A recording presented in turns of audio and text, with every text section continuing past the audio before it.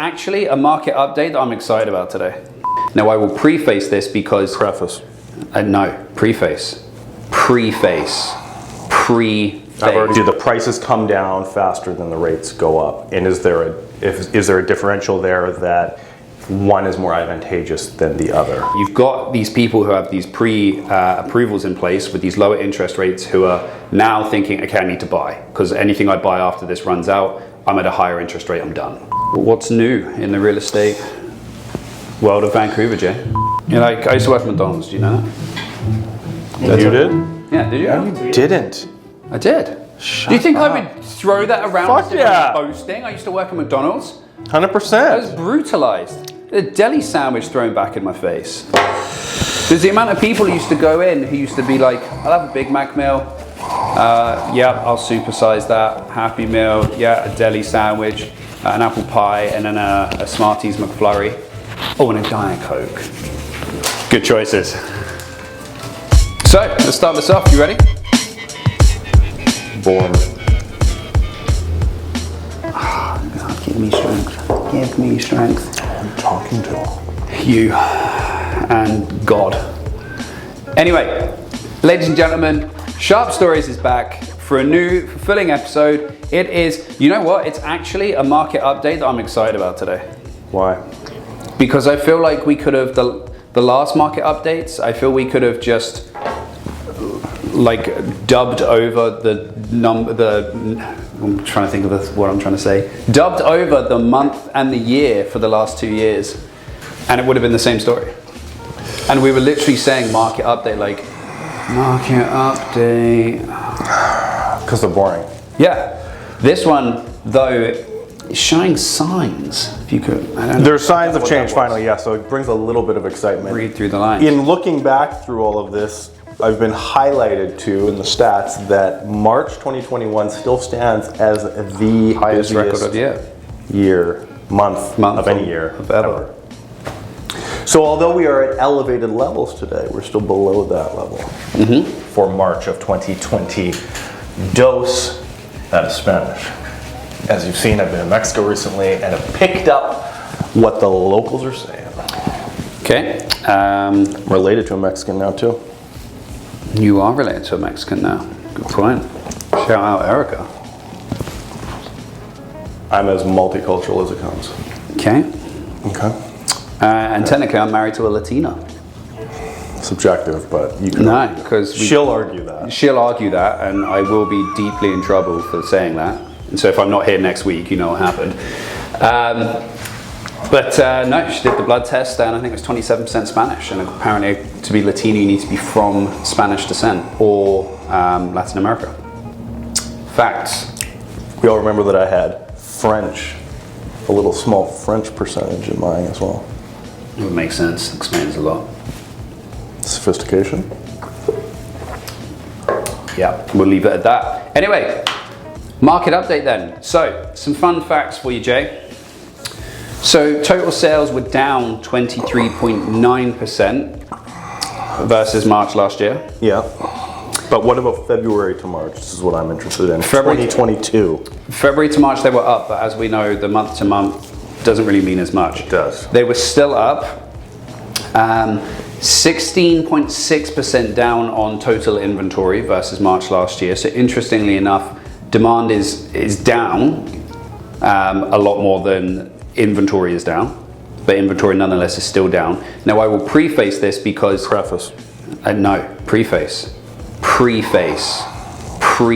I've already said what the word that they're going to understand, so it's okay. You can. Anyway, I'm going to preface this with, this is not to say that the market is making the adjustment all of a sudden.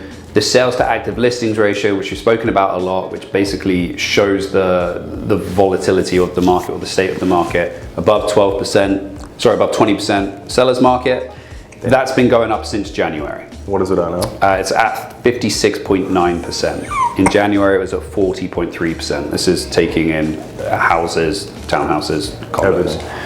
I do think it was a little bit lower in January, not because the demand organically reduced, but just because obviously it's the new year, it is typically slower as things go through.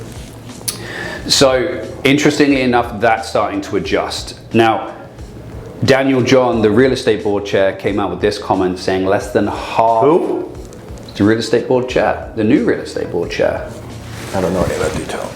Okay, so in terms of inventory, we have less than half what's needed to shift into balanced territory. I don't agree with that statement personally. I think if we doubled the amount of inventory that was coming to market right now, it would still not be a buyer's market. we say balanced territory.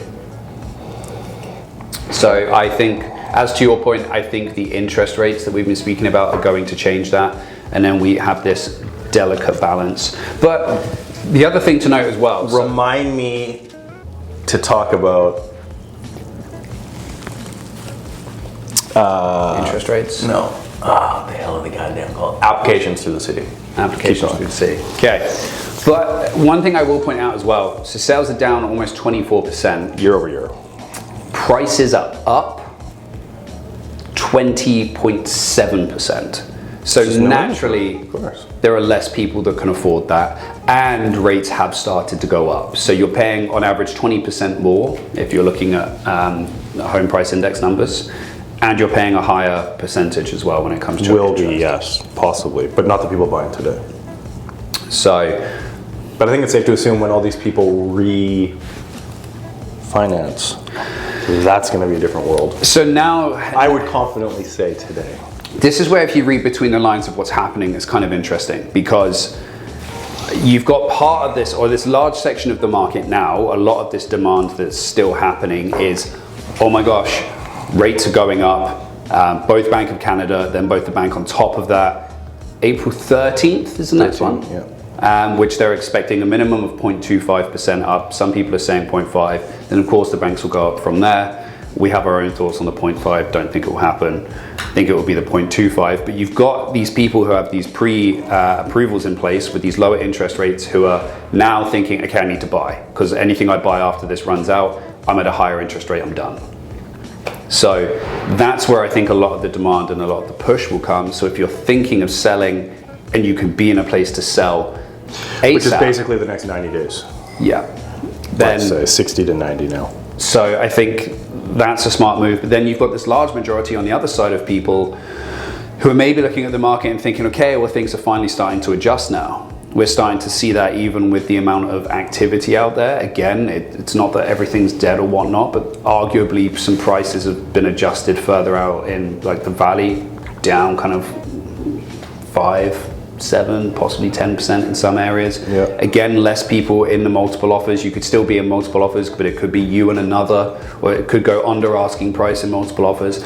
There's the adjustment kind of happening, and there's these people who are waiting for that to really come into effect and to essentially get on the market when it's adjusted downwards and it becomes more buyer friendly. However, again, to preface this, thank you. We're not saying it's a buyer's market now, and we're not saying that if you wait 3 months, all of a sudden it's going to be cheap.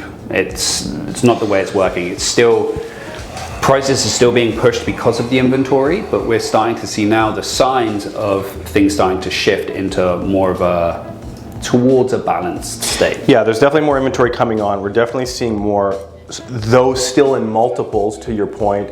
I phoned a place yesterday. We had 3 offers. 2 of them had subjects. We're still negotiating on price with those subject offers as opposed to the subject free. So obviously that wasn't at a price level as well. So as we see this kind of, even though these numbers tell one story, on the ground, as we see this slowly trend back down, we're gonna see less people in multiple, as you said. We're gonna see multiples now commonly, or a lot more commonly, with subjects, and then inevitably I believe it will keep going, because for the short term I think they're definitely going to continue rates up, although only at 0.25 at a time.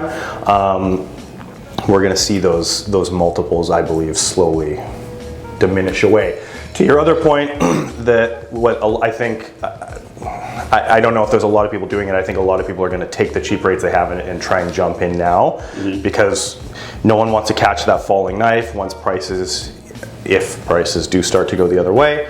But there's also the equation of do the prices come down faster than the rates go up? And is there a differential there that one is more advantageous than the other? I think that's going to be a bit subjective based on the product you're after, of course, area, and but that's an equation that I think I would agree. People may start looking at. Yeah. While the rates are still on hold, and again, in another 60 days, all the new rate holds are going to be a lot different than they are today. And then we start going through that delicate dance, which is never pretty, of seller expectations being here, buyer expectations being here. We're trying to get to some place in the middle.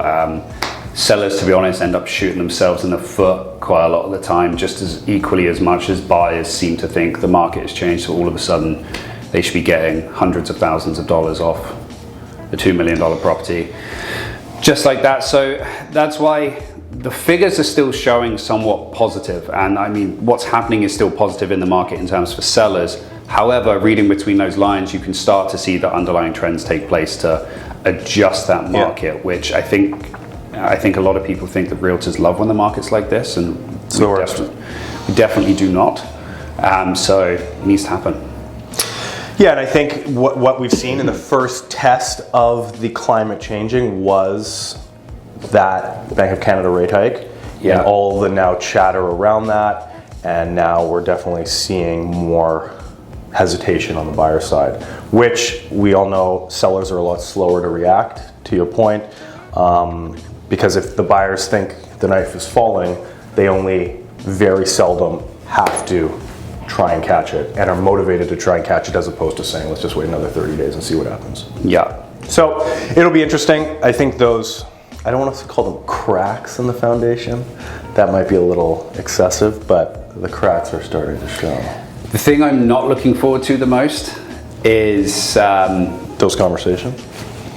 No, it's not those, but all of the people who start then saying, bringing up the whole conversation, it's going to collapse even more. I told you! For 15 years I've been telling you it's coming. Yeah, those kind of things, but that's fine. Story. Everyone wants their own soapbox to champion something from. You want me to remind you about approval? Oh yeah, so we've talked a lot about rates, which is obviously a national issue. And then last week we went into kind of the more provincial domestic to our city, our province, and what they're doing or not doing, and what can be done. I was talking to someone yesterday who's a designer that's got a variety of applications in the city now. He was saying, new house, City of Vancouver, he put the application in November, and he heard back last month for the first round. So that's 5 months. So they'll give you your amendment list, whatever that they want to talk about, but that's, I think, at least 3 to 4 months faster than we were seeing a year ago. Well, I saw something interesting, and it was David Eby. Is that his name? Eby. Eby. It's irrelevant, but yeah. Supposed to tackle the housing crisis, and of course done a fantastic job of that. He came out the other day basically calling out municipalities, saying that they need to do better at things like planning approvals and things like that. And you read that article, you read the title, and it's just like, oh, okay, and it clickbaited me, and so I went into it. And then the municipalities responded basically saying like, well, there's things that need to be adjusted from a provincial government standpoint in order to help this as well. And it's just turned into this like cat and dog fight of nobody taking responsibility of what should actually happen, and bureaucrats whining about the other bureaucrats. Yeah, so unfortunately I was reading that and I was like, okay, so we're not going to get to any sort of situation soon on this. But on a side note, I got a mailer through the other day that in Burnaby they're now looking at adding on laneway homes to, I think it's onto like duplex lots, and allowing duplexes with suites as well, or townhouses with suites, sorry. Something like that. So I mean, a little bit behind of where we're already at in Vancouver there, but I was kind of pleased because I was like, okay, this is actually something. It's something that could genuinely help, and although it's behind, at least you're showing signs of doing something which can overall help. I think that, yeah, the density measures are great, but also like time through the system. The bureaucracy that a developer has to go through, or a builder of any level, to get shovels in the ground, for lack of better words, is ridiculous. And the other thing with all the pre-everything and obviously the gouging that takes place at a municipal level to actual developers building towers, and the city contributions they have to make, which in my opinion are disgusting. Because again, more proof the city can't manage their own budgets, but that's a whole other thing. It's a bit ridiculous. So if that can be streamlined, I think that's a big help. But my thoughts, as I've said the whole time, is if we actually want to slow things, it's all rates. Well, that's it. Well, I mean, rates is a quick time fix as well, right? It's the problem even when it comes to the spectrum of development permits, etc. It's not something which can be fixed quickly. And it is, but they won't. It still takes time. Well, I just mean, it's easy to say, okay, we're going to up rates. Whereas fixing a development process, it goes through the whole, everything from the bureaucracy side of things, all the way through to the end user, which is the developer side of things, to then being able to put shovels in the ground, how long does it take to build, so on and so forth. Yeah. What's new in the real estate world of Vancouver, Jay?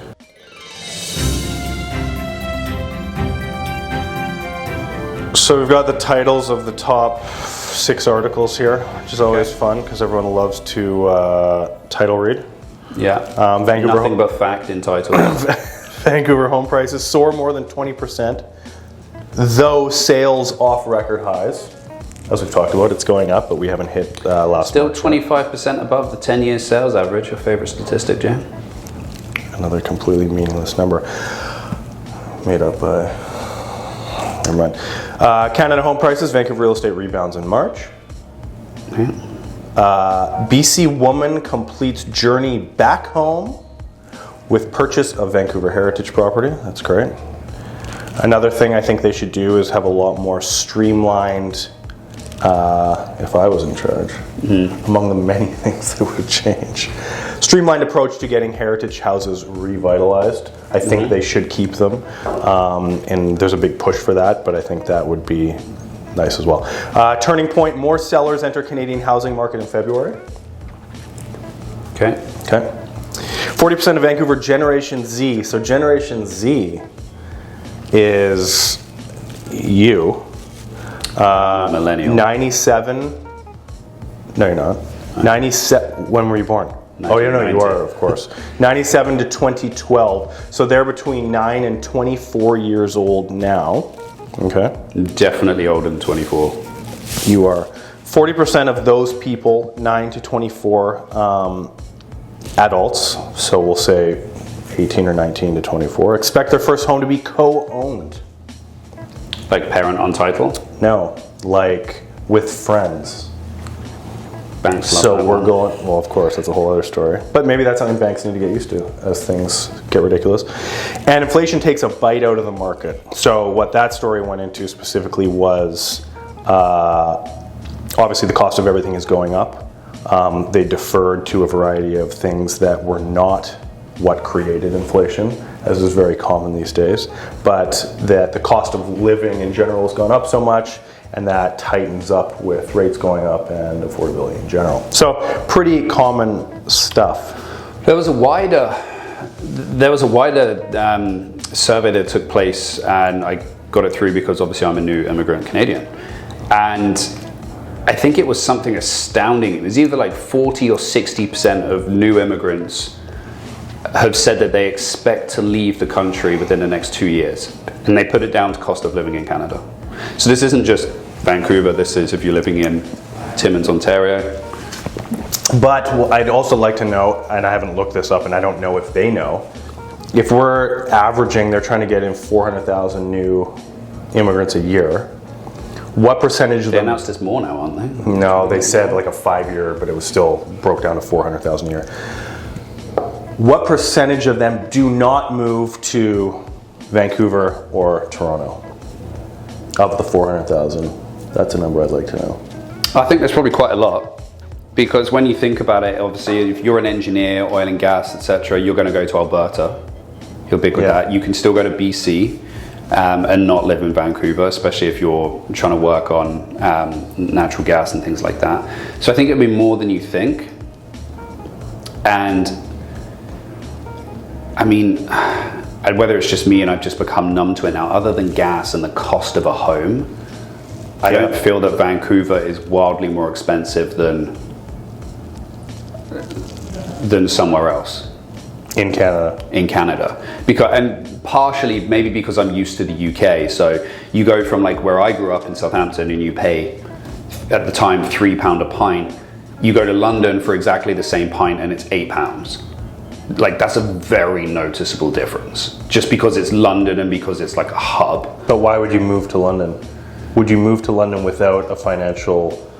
Like you're not going to move to London. Well, I just mean general cost of living. So, and London is here. big. So there's London and there's Greater London, essentially. Well, sorry.